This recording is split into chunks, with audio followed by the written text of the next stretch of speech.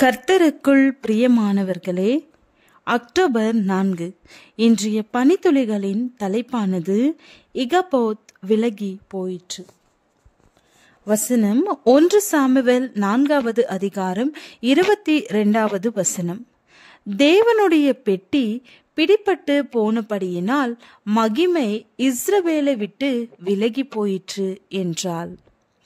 The legend of sleepy hollow ஒரு ஆங்கில நாவல். இதில் கட்ரினா என்ற அழகான இளம் பெண்ணை திருமணம் செய்ய இகபோத் கிரேன் என்ற பள்ளி ஆசிரியர் நாடுவதை பற்றி நூலாசிரியர் கூறுகிறார். குடியேறிய கிராமப்புற பகுதிகளை வேட்டையாடும் தலையில்லாத ஒரு குதிரை வீரன் தான் கதையின் திறவுகோல். ஒரு இரவு குதிரையின் மேல் ஒரு பூதம் போன்ற தோற்றத்தை கண்ட இகபோத் பயத்தினால் அப்பகுதியை விட்டு ஓடி போகிறார்.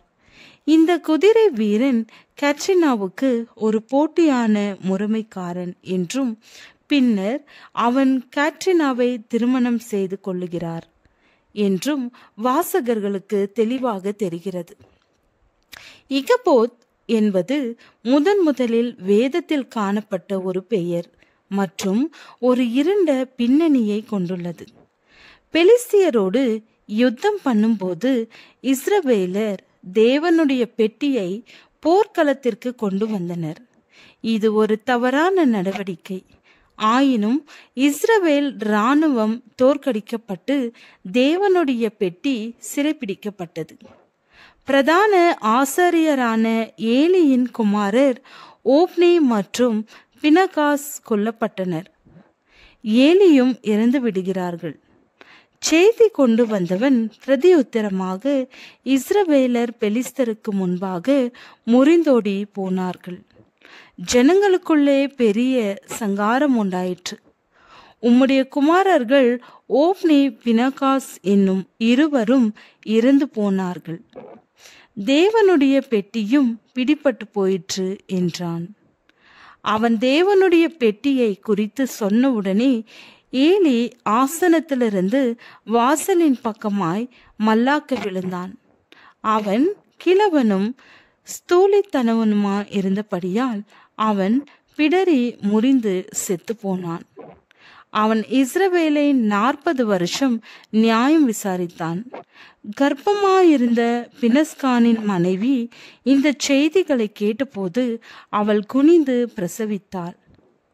அவள் சாகும்போது மகிமை இஸ்ரவேலரை விட்டு போயிற்று என்று சொல்லி தன் மகனுக்கு இகபோத் என்று பெயரிட்டாள்.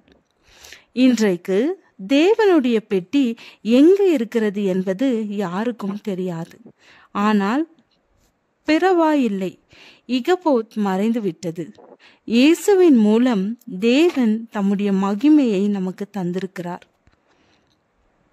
இயேசு அவர் தம்முடைய சீஷர்களிடம் நாம் ஒன்றாயிருக்கிறதை போல அவர்களும் ஒன்றாயிருக்கும்படி நீர் எனக்கு தந்த மகிமையை நான் அவர்களுக்கு கொடுத்தேன் என்று தம்முடைய சீஷர்களை பற்றி கூறினார்.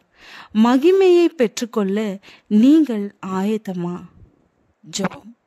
அன்புள்ள பிதாவே, நீர் உம்முடைய மகிமையை இயேசுவின் மூலம் வெளிப்படுத்தினதற்காக நன்றி. ஆமென்.